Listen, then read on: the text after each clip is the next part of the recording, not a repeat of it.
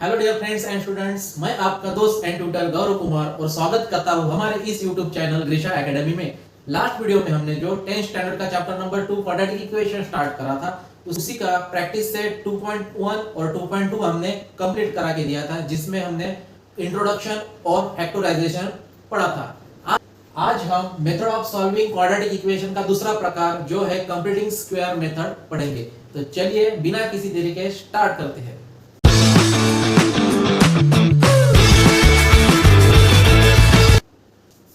अब देखिए बच्चों, कंप्लीटिंग स्क्वायर मेथड कहाँ इस्तेमाल की जाती है या कंप्लीटिंग स्क्वायर मेथड की जरूरत हमको क्यों है। मान लीजिए एक आधा क्वाड्रेटिक इक्वेशन है x square plus 6x plus 2 is equal to 0। अगर हम इस क्वाड्रेटिक इक्वेशन को बाय फैक्टराइजेशन मेथड से अगर सॉल्व करते हैं तो इस क्वाड्रेटिक इक्वेशन के फैक्टर नहीं निकलते। मतलब इस क्वाड्रेटिक इक्वेशन को आपको बाय फैक्टराइजेशन मेथड से सॉल्व करते नहीं आता। कैसे? देखिए यहाँ पे x स्क्वायर और 2 का अगर हम मल्टीप्लिकेशन करते हैं तो हो जाएगा 2x स्क्वायर। ठीक है, अब 2x स्क्वायर के अगर आपको फैक्टर निकालने हैं जिनका एडिशन या सब्ट्रैक्शन 6 है, तो ऐसे कोई भी फैक्टर नहीं है जिनका 6x आंसर आएगा। ठीक है, तो इस वजह से आपको इस क्वाड्रेटिक इक्वेशन को बाय फैक्टराइजेशन मेथड से सॉल्व करते नहीं आएगा। तो हम इस क्वाड्रेटिक इक्वेशन को बाय कंप्लीटिंग मेथड से सॉल्व करेंगे। ठीक है, अब कंप्लीटिंग मेथड क्या है और कंप्लीटिंग मेथड से कैसे सॉल्व किया जा सकता है। कंप्लीटिंग स्क्वायर मेथड की कुछ स्टेप्स है, जिनमें से पहली स्टेप है कि कोएफिशिएंट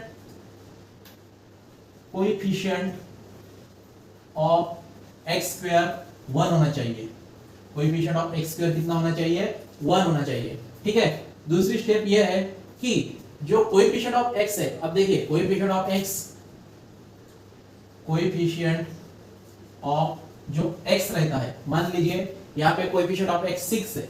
कोएफिशिएंट ऑफ x कितना है? 6। देखिए x square, coefficient of x square और कोएफिशिएंट ऑफ x में फर्क है।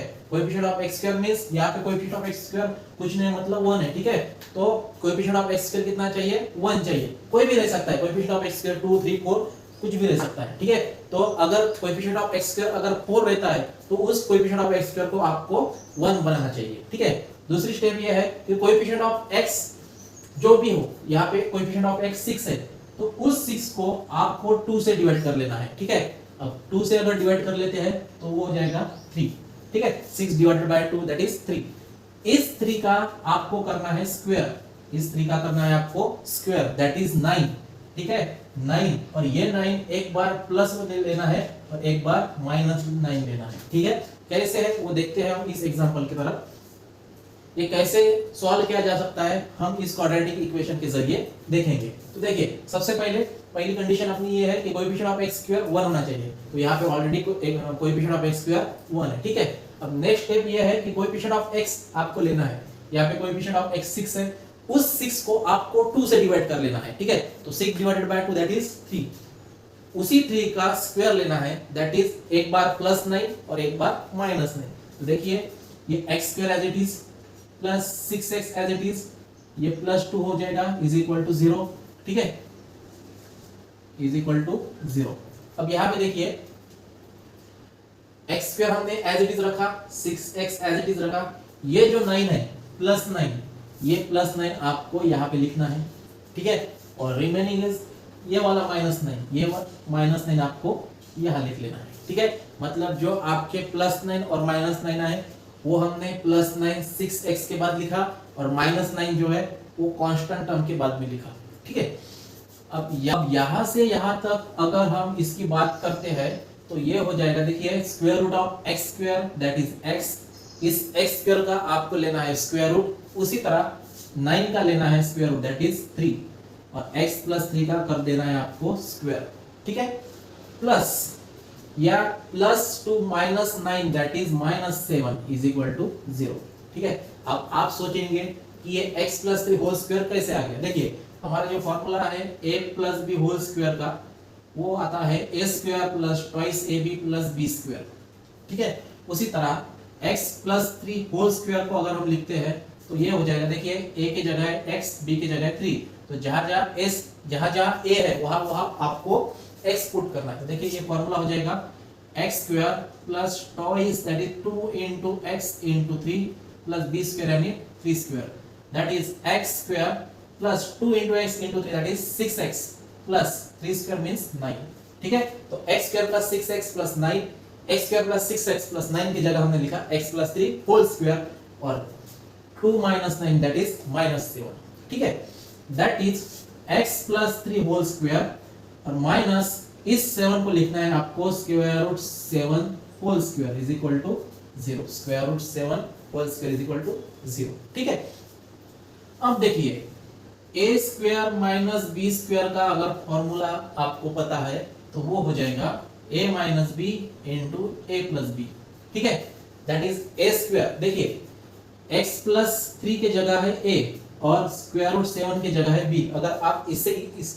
अगर आप इसको अगर इससे कंपेयर करते हैं तो देखिए x plus 3 that is a and square root 7 की जगह b। ठीक है, तो देखिए a square minus b square, तो a square minus b square का फार्मूला हो जाएगा a minus b a plus b। तो हम यहाँ पे क्लियरली लिखते हैं that is x plus 3 minus square root 7 एक ब्रैकेट में और दूसरे ब्रैकेट में आ जाएगा x plus 3 plus square root 7 is equal to 0। ये दो ब्रैकेट मिला के आपका 0 आ रहा है तो दोनों ही ब्रैकेट को हम 0 दे देंगे। तो पहला bracket that is x plus 3 minus square root 7 is equal to 0 और x plus 3 plus square root 7 is equal to 0। ठीक है, that is x plus 3 is equal to square root 7 और x plus 3 is equal to minus square root 7। ठीक है, that is x is equal to square root 7 minus 3 और x is equal to minus square root 3 minus 3। तो ये हो गए आपके given quadratic equation के roots, that is x is equal to square root 7 minus 3 और x is equal to minus square root 7 minus 3।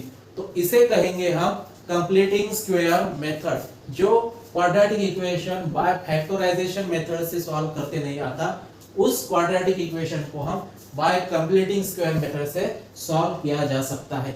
तो ये हो गया था आपके एक टेक्स्ट बुक में का एग्जांपल। उसी तरह हम आपके जो प्रैक्टिस सेट है वो हम यहाँ पे देख लेंगे। तो देखिए बच्चों, प्रैक्टिस सेट 2.3 जो है आपकी टेक्स्ट बुक में वो हम यहाँ पे कवर करेंगे। तो पहला एग्जांपल जो है x square plus x minus 20 is equal to 0। इस एग्जांपल को, इस क्वाड्रेटिक इक्वेशन को आपको बाय कंप्लीटिंग स्क्वायर मेथड से सॉल्व करना है। तो देखिए x square plus x minus 20 is equal to 0, ये जो क्वाड्रेटिक इक्वेशन है, इसी क्वाड्रेटिक इक्वेशन के कुछ रूल है, कुछ कंडीशंस है अपनी। जो पहली कंडीशन है कि कोएफिशिएंट ऑफ x स्क्वायर 1 होना चाहिए, तो यहाँ पे already coefficient of x square 1 है। ठीक है, दूसरी स्टेप है अपनी कि जो कोएफिशिएंट ऑफ x है, कोएफिशिएंट ऑफ x कितना है यहाँ पे 1, कोएफिशिएंट ऑफ x कितना है 1। उस कोएफिशिएंट ऑफ x को हमको 2 से डिवाइड कर लेना है, तो वो हो जाएगा 1/2। अब 1/2 का स्क्वायर करना है आपको, तो 1/2 का स्क्वायर आ जाएगा 1/4।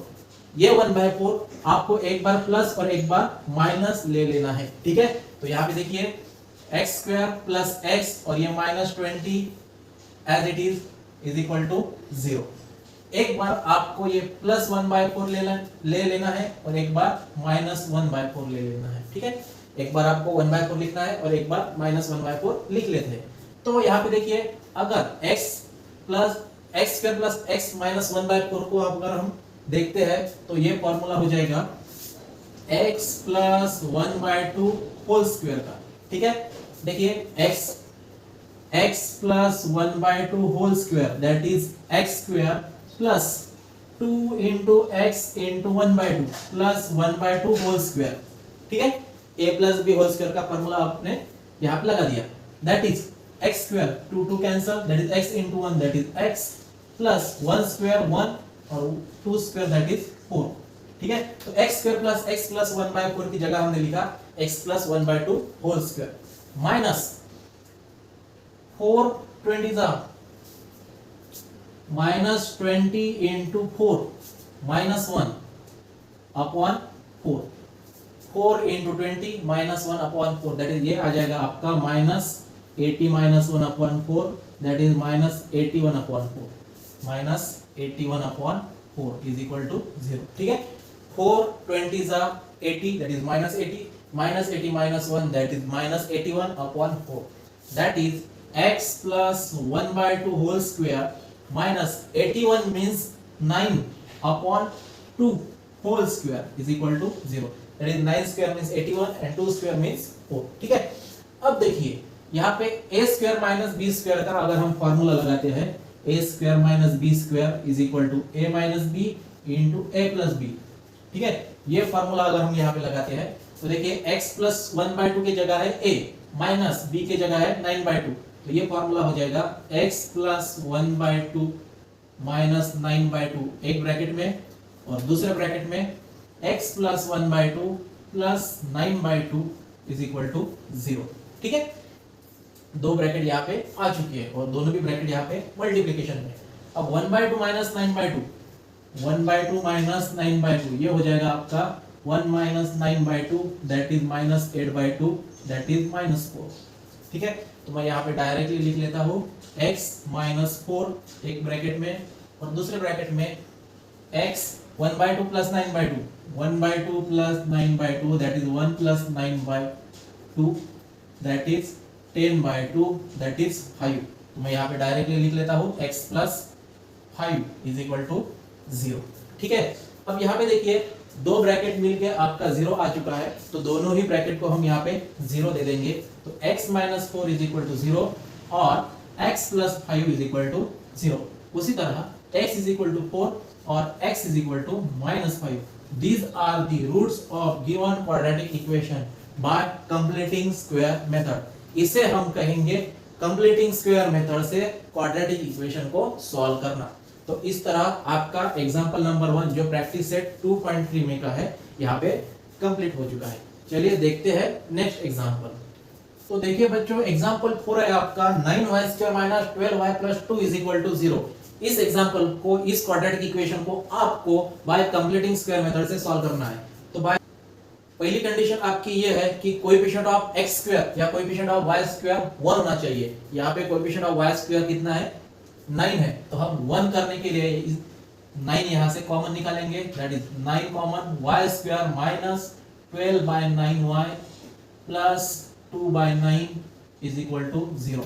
अगर ये 9 ब्रैकेट के अंदर ईच टर्म को डिवाइड हो जाएगा. ठीक है, अब यहाँ पे ये 9 मल्टीप्लिकेशन में उधर चला गया मतलब डिवाइड हो जाएगा, तो ये इक्वेशन रह जाएगा y square minus 12 by 9, 12 by 9 means 4 by 3 y plus 2 by 9 is equal to 0. ये 9 इधर चला गया मतलब 0 डिवाइडेड बाय 9 दैट इज 0. अब नेक्स्ट स्टेप आपकी ये है कि कोएफिशिएंट ऑफ y लेना है आपको. कोएफिशिएंट ऑफ y है 3, 4 by 3. Coefficient of y is 4 by 3. उसी 4 बाय 3 को आपको 2 से डिवाइड कर लेना है. ठीक है, तो 4 by 3 divided by 2 that is 4 by 3. 2 के डिवाइड में 1 है, तो यहाँ पे मल्टीप्लिकेशन में ये 1 बाय 2 हो जाएगा. ठीक है, 2 बाय 1 को मल्टीप्लाई करते हैं हम 4 बाय 3 से, तो हो जाएगा 1 बाय 2.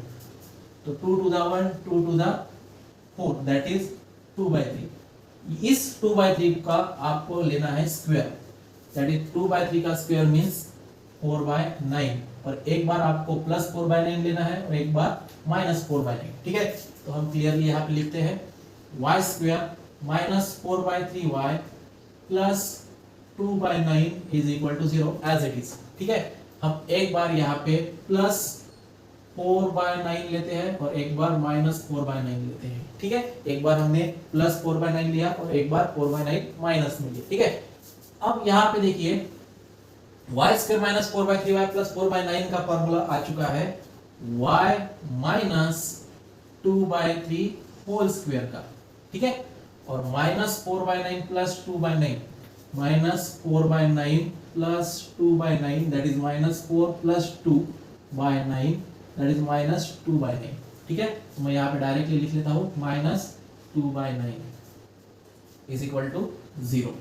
ठीक है, अब देखिए y minus 2 by 3 whole square minus square root 2 by 3 whole square is equal to 0. ठीक है, 2 को लिख लिया हमने स्क्वायर रूट 2 और 3 का स्क्वायर रूट और 9 का square root 3 that is square root 2 by 3 का होल स्क्वायर हमने यहाँ पे लिख लिया. ठीक है, अब देखिए a minus b a plus b या ए स्क्वायर माइनस बी स्क्वायर का फॉर्मूला है ए माइनस बी ए प्लस बी। ठीक है, तो यहाँ पे अगर आप ऑब्जर्व करते हो तो यहाँ पे देखिए, यहाँ इस ब्रैकेट को हम कंसीडर करेंगे ए और इस ब्रैकेट को कंसीडर करेंगे बी। तो ए स्क्वायर माइनस बी स्क्वायर का फॉर्मूला यहाँ पे हम अप्लाई करेंगे। तो ये फॉर्मूला आ जाएगा आपका y minus 2/3 minus square root 2/3 एक ब्रैकेट में, और दूसरे ब्रैकेट में y minus 2/3 plus square root 2/3 दूसरे ब्रैकेट में इज इक्वल टू 0।